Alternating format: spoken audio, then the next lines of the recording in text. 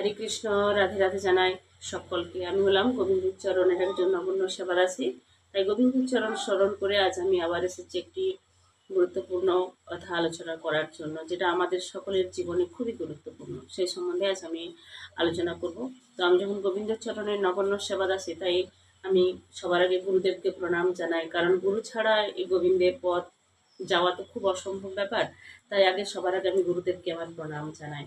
গুরু ব্রহ্মা গুরু বিষ্ণু গুরুদেব মহেশ্বর গুরু সাক্ষাৎ পরম ব্রহ্ম তস্মৈ শ্রী গুরুয়ে নমঃ। কারণ আমাদের গুরু কৃপা ছাড়া আমরা কিন্তু ভগবান গোবিন্দের চরণ পর্যন্ত পৌঁছাতে পারবো না। সেই জন্যই আজ যে মূল বিষয় সেই গুরুদেবকে নিয়েই। তো সকলকেই বলবো ভালো থেকো এবং সুস্থ থেকো। আর যদি ভালো লেগে থাকে তাহলে অবশ্যই সকলকেই বলবো লাইক, কমেন্ট, শেয়ার এবং সাবস্ক্রাইব অবশ্যই আমার এই লাড্ডু গোপাল চ্যানেলটি করে পাশে থাকবে। একটি অন্ধকার ঘরে আলো না থাকলে যেমন পথ দেখা যায় না, তেমনই জীবনে গুরু না থাকলে জ্ঞান, আত্মোন্নতি ও মুক্তির পথও স্পষ্ট হয়ে যায়। আমরা কিছুই দেখতে পাই না, আমাদের সামনের সমস্ত জিনিসটাই আমরা অস্পষ্ট দেখতে পাই। সেই গুরুই আমাদের আলো, যিনি আমাদের আধ্যাত্মিক অন্ধকার দূর করে সত্যের পথ দেখান। এই দিনটি মহর্ষি ব্যাসদেবের জন্মতিথি, যিনি 4টি বেদ সংগ্রহ করে মানব জাতিকে জ্ঞান দান করেছিলেন। তিনি ছিলেন আদিগুরু। তার স্মরণে আমরা কিন্তু আজকের এই দিনটি পালন করি। তো আপনারা নিশ্চয়ই বুঝতে পারছেন আমি আজকের যে বিষয়টা নিয়ে আলোচনা করছি সেটা কি বিষয়। সেটা হচ্ছে গুরু পূর্ণিমা।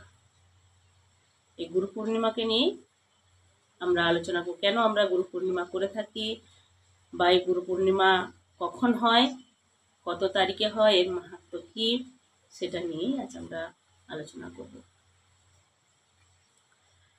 গুরু পূর্ণিমা হিন্দু ধর্মের এক পবিত্র তিথি, যা আষাঢ় মাসের পূর্ণিমা তিথিতে পালিত হয়। এই দিনটি বেদব্যাসজির জন্মতিথি, যিনি 4টি বেদের সংকলন করেছিলেন। তাই তিনি আদিগুরু বা প্রথম গুরু বলে আমরা তাকে মেনে থাকি। তো এইবারে আষাঢ় মাসের গুরু পূর্ণিমাটা পড়েছে 10ই জুলাই, বৃহস্পতিবার। সকলকে বলবো গুরু পূর্ণিমাটি খুব মনোযোগ সহকারে পালন করো। এবারে বলি গুরু শব্দের অর্থ কি। গু মানে অন্ধকার, রু মানে দূরকারী। অর্থাৎ গুরু হলেন সেই ব্যক্তি যিনি আমাদের জীবনের অজ্ঞানতা ও অন্ধকার দূর করেন এবং জ্ঞানের আলো দেখান। জীবনে শিক্ষক অনেক পাবো, কিন্তু সত্যিকারের গুরু খুব কম, যিনি শুধু পড়ান না, জীবনকে নতুনভাবে গড়ে তোলেন। তিনি হচ্ছেন আমাদের গুরুদেব। আজ গুরু পূর্ণিমা, সেই পবিত্র দিন যেদিন আমরা তাদের প্রতি কৃতজ্ঞতা জানাই, যারা আমাদের জীবন বদলে দেন, তারাই আমাদের প্রকৃত আলো। এই গুরুদেবকে আমি আমার প্রণাম জানাই। আজ আমরা এই পবিত্র তিথির সাক্ষী গুরু পূর্ণিমা। এই দিনটি শুধু একটি উৎসব নয়, এটি কৃতজ্ঞতার একটি জীবন্ত বহিঃপ্রকাশ। গু মানে অন্ধকার আর রু মানে দূরকারী। গুরু হলেন সেই ব্যক্তি যিনি আমাদের মনের অজ্ঞানতা দূর করে সত্য, জ্ঞান ও আত্মায় আলোয় আলোকিত করেন। এই দিনেই জন্মগ্রহণ করেছিলেন মহর্ষি ব্যাসদেব, যিনি আমাদের 4টি বেদ দান করেছেন। তার কারণে আমরা শ্রুতি, স্মৃতি, পুরাণ এবং ভাগবত গীতার মতো মহাজ্ঞান লাভ করতে পেরেছি।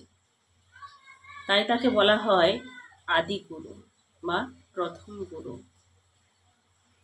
শ্রীমদ্ ভাগবত গীতায় শ্রীকৃষ্ণ অর্জুন বলেছেন, তত্ত্বি প্রণিপাতি ন পরিপ্রশ্নে ন সেবায়া উপদেক্ষান্তিতে জ্ঞান জ্ঞানীনস্ত দর্শিন।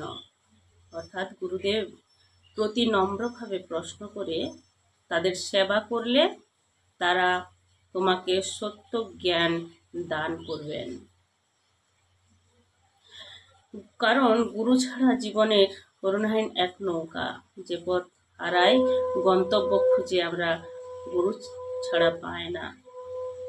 কারণ গুরু ছাড়া জীবনের এক দিকহীন এক নৌকা, যে পথ আমরা হারাই গন্তব্য আর খুঁজে পাই না। আমাদের জীবনে অনেকেই আছেন, শিক্ষক, বন্ধু, অভিভাবক, কিন্তু একজন সত্যিকারের গুরু সেই, যিনি কেবল পড়ান না, বরং আমাদের এই জীবনের দিকটাই বদলে দেয়। তাই গুরু পূর্ণিমায় আসুন আমরা সকল গুরুদেবকে স্মরণ করি, যাদের কারণে আমরা এই সত্যের পথে এগিয়ে যেতে পারি। তাদের আশীর্বাদ আমাদের জীবনে বর্ষিত হোক বা আলোকময় হোক। তাই সকলকে জানাই হরে কৃষ্ণ, রাধে রাধে, জয় গুরুদেব। আর আমার এই চ্যানেল যদি আপনাদের ভালো লেগে থাকে তাহলে সকলকেই বলবো অবশ্যই সাবস্ক্রাইব করবেন। হরে কৃষ্ণ, রাধে রাধে জানাই সকলকে।